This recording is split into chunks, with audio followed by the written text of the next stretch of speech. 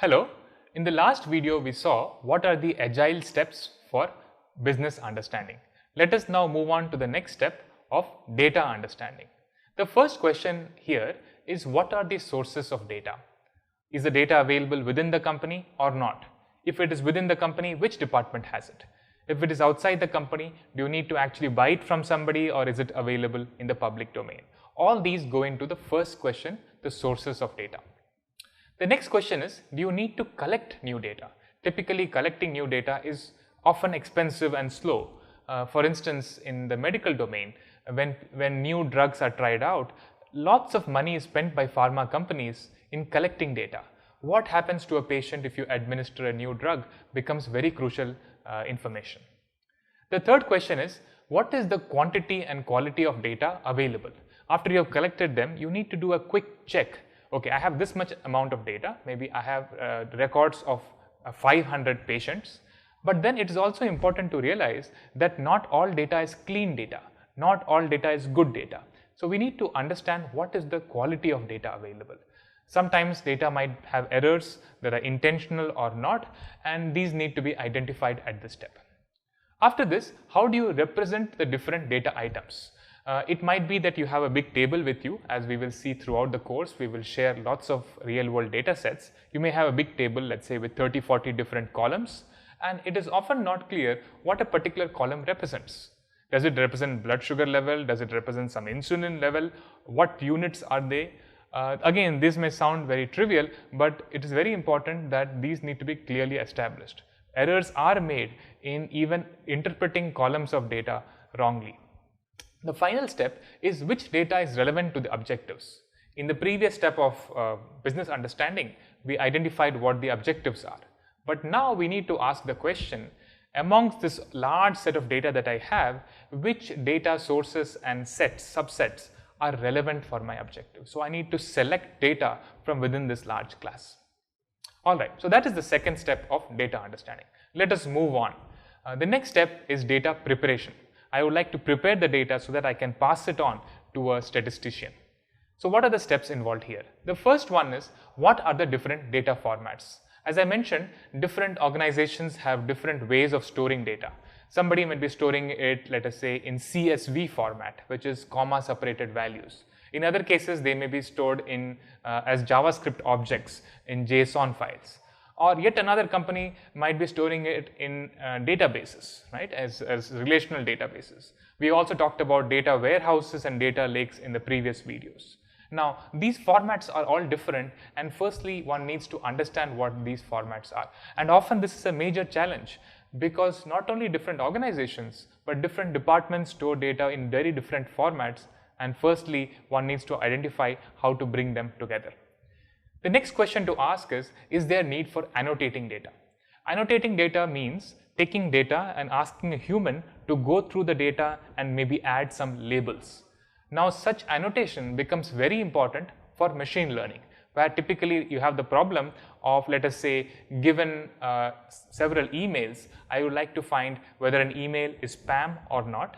And before training a machine on this, I would need lots of examples labeled by humans. And this is the task of annotating data sets.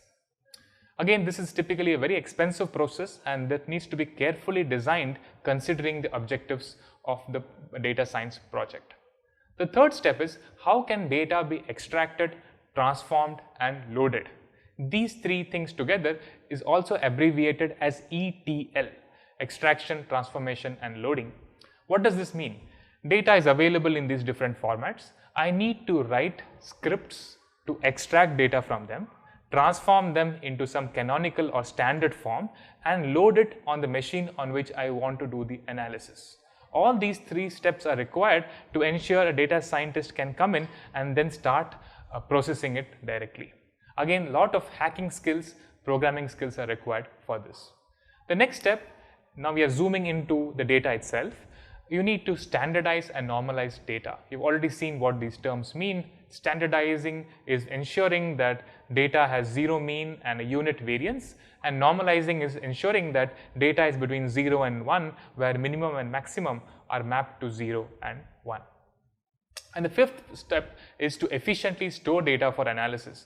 Again, Typically, the situation is that we have large amounts of data and they may not even fit into a single computer's RAM, which is the fast memory on which you can process.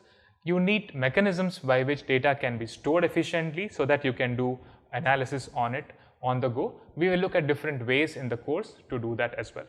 So these are the 5 agile steps to be done in data preparation. Again, keep in mind that one goes through them iteratively.